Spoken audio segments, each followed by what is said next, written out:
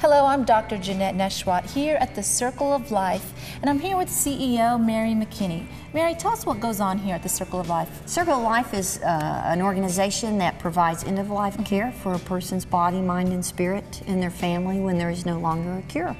Now, who can come to this facility? Is it for anyone, for any age group? Sure. Hospice is for any age group. A lot of people think it's only for senior adults or elderly. Certainly a myth in hospice care is it's only for people that have cancer. It really is for someone that's terminally ill, 6 months or less to live. And our service area at Circle of Life Hospice is a 4-county area: Washington, Benton, Madison, and Carroll County. I see. Now, I understand the Circle of Life is a nonprofit organization, and within it is the Earlene Howard Hospice Home. Is that right? Tell us what actually goes on in that hospice home. Okay, well, we have the Earlene Howard Hospice Home on our Springdale campus, and it's a 24-bed inpatient facility.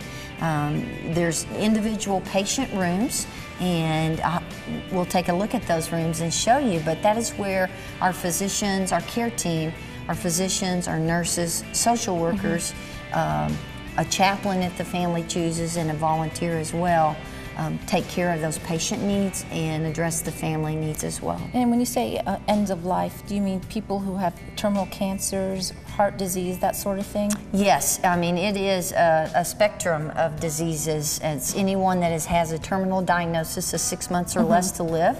It's not limited to cancer patients. It might be COPD, chronic obstructive pulmonary disease. It might be congestive heart failure. Anything that has a terminal diagnosis. I see. And how many patients do you hold at any given time? In the Earlene Howard Hospice Home, it's 24 beds. So at any given time, we may have all 24 beds full with people waiting to come on our service. Now, I understand in the past, people who wanted to be a part of hospice didn't necessarily have to be a patient here, but they could actually have home hospice. Is that still correct? Absolutely, yes, that's correct. Today, Circle of Life's carrying around 165 patients, 24 in the Earlene Howard Hospice homes, and the remainder of those patients on our service are either in their own homes, in a nursing home, or in a long-term care facility. Mary, how do you think this facility helps our community? From a personal perspective, having had hospice care for my mother in our home, I can tell you that it is an experience that it's really hard to describe.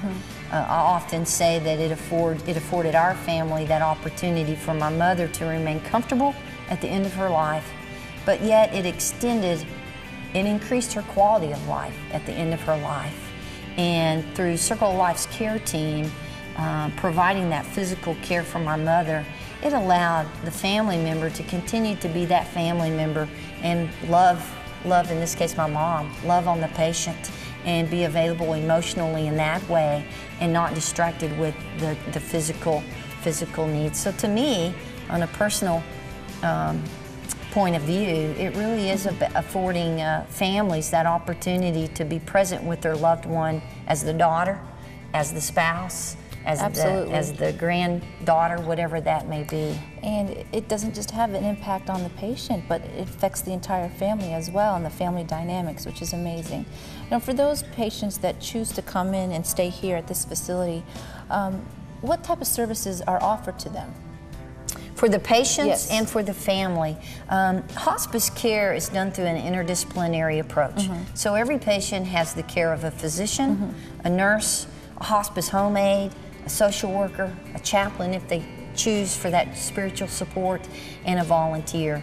And so that interdisciplinary approach is fairly unique in the medical world, but for hospice, it allows that it allows that team to address physical needs, make sure those symptoms are managed. It allows you to address the spiritual needs of that patient and the emotional needs of the patient and the family. So if there's anything within that family that maybe needs the focus and the extra attention of our social worker, it's important for a patient to have closure around all of those things. And it's important for the family to have that closure as well. Absolutely. And you know, one important aspect, you know, that I must mention is that anticipatory grief support. And so, you know, you really begin that grief process prior to that patient dying, and affords you that opportunity to help to know what to say if you don't know what to say. Absolutely. You know, there's simple things that we often don't think about. Is there someone you'd like to see? Is there something special you'd like to eat? Is there something special you'd like to do?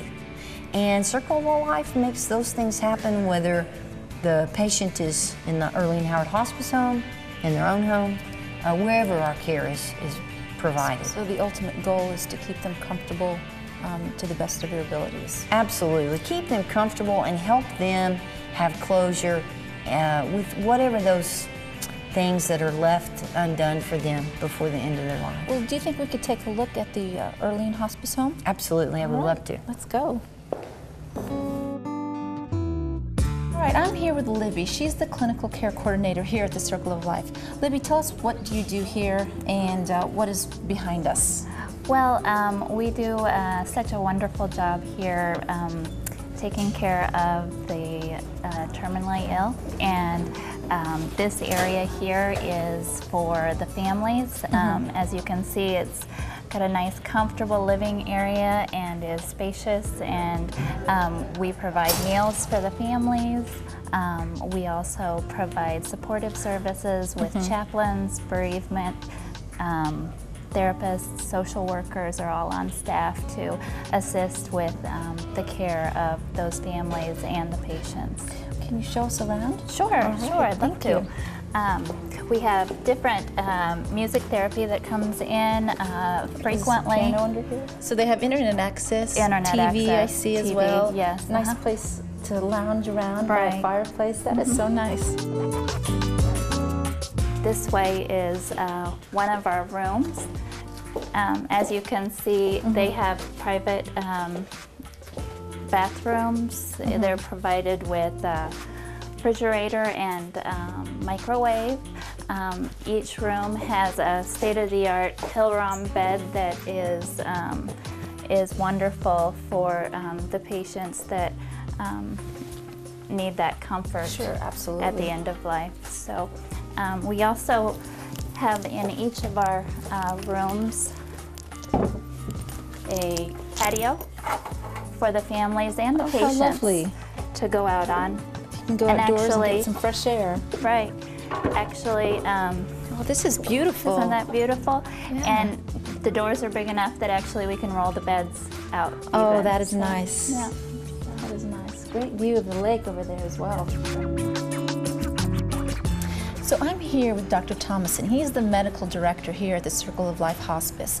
And not only is this a place of healing and comfort, but this is also a place of teaching. Is that right, Dr. Thomason? It is. We have the great privilege of being able to provide some educational opportunities for nursing students and CNA students, people who are becoming aides, for medical students through UAMS Northwest, and for the family practice residents at AHEC Northwest. And so it's a great opportunity for us to really engage them in the part of medicine that we do here, which is hospice and palliative care. Well, thank you so much for what you do for us here in our community, and congratulations on your recent award as Teacher of the Year. We appreciate it. Thank you. I appreciate it. All right. Thanks. So I am here with Cindy Smith. She is the clinical coordinator for the outpatient services here at the Circle of Life. Cindy, tell us exactly, what do you do? Well, we coordinate all of the calls that come in, referrals from doctors' offices, hospitals, nursing homes, and send our teams out into the field to see the patients in their homes where they're more comfortable and can have their family close by and comfortable. So if a patient is in need of hospice care, they don't necessarily have to come here to this hospice center. No. They can have a nurse actually go out to their home and evaluate them, provide care for them, and assess their needs and provide all those needs. Is that right? Right. All right. In fact, the majority of our patients are in the field. How many patients do you have in the field? Right now we have about 120. Wow. Versus how many in the hospital? 36, 35. And is that usually by choice, or because there aren't enough beds in the facility? No, it is by choice. Most of the patients would rather be at home where they can have their family close by and their comfort zone. Understandably so. All right, thank you so much, Cindy.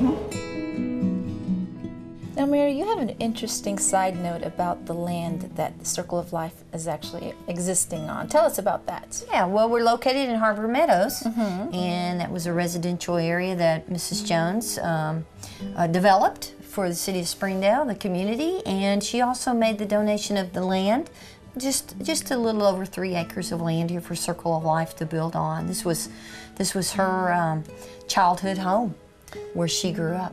When did the doors open here at Circle of Life? Circle of Life became an independent nonprofit organization in 2001 and served people in their homes and nursing homes. But in 2006 is when we were able to open this facility and begin offering inpatient care as well. Now, I understand there's a new campus opening up in Bentonville, is that correct? Yes, we have an 8-inpatient bed facility at Legacy Village in Bentonville, and that's our temporary hospice home, and we are currently in a capital campaign to raise the resources to build a facility comparable to what we have in Springdale.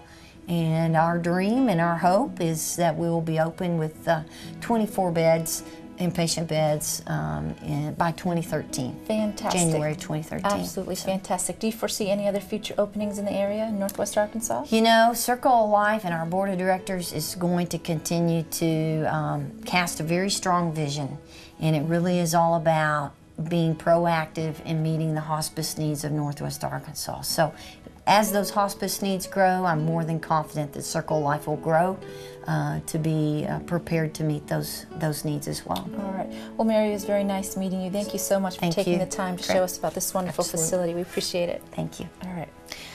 Family Health Today will be right back. Stay tuned.